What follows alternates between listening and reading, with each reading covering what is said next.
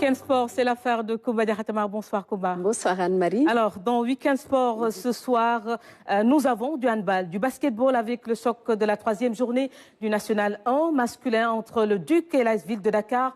Football, le match à Zelle de Rufisque, US Gorée constitue l'attraction de la 13e journée de Ligue 1. Mais nous démarrons par la présentation du trophée de la CAN.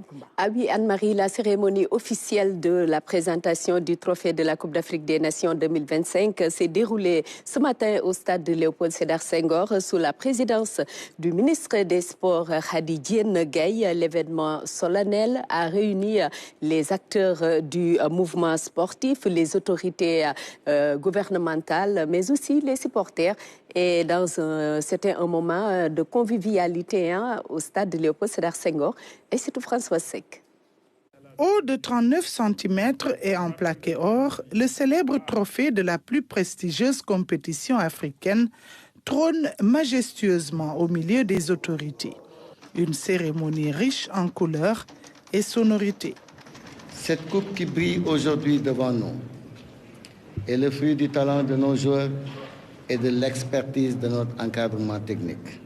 Si nos lions ont pu rugir si fort sur le toit de l'Afrique, c'est parce qu'en amont, l'État du Sénégal a su prendre toutes les bonnes dispositions nécessaires pour que la sélection soit placée dans les conditions de performance optimales. En vous remettant officiellement ce trophée, nous vous remettons une part de l'âme du peuple sénégalais.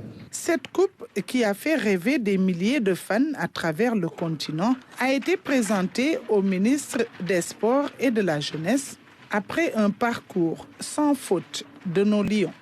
Vous me permettrez également de renouveler nos félicitations appuyées à l'entraîneur national Pape Thiaw, dont l'ingéniosité, le sens du collectif et la générosité humaine ont été déterminants dans l'accomplissement de la mission qui lui a été confiée. Dans une compétition marquée par une vive adversité sportive, nos vaillants lions ont montré un caractère et une personnalité qui fondent le respect et forcent l'admiration. Par leur combativité sportive et leur honneur au drapeau national, nos lions ont incarné l'esprit constant des Yamba et la force légendaire des Gaïndés sans rien altérer de la teranga sénégalaise. Nous leur disons merci et prions Allah subhanahu wa ta'ala de les garder encore longtemps à nos côtés pour d'autres titres. Aujourd'hui, il s'agit de consolider les acquis, se tourner résolument vers l'échéance la plus proche, la Coupe du Monde. En attendant, les férus de foot font les yeux doux à Dame Coupe pour se souvenir de ce bel exploit des Lions au royaume chérifien.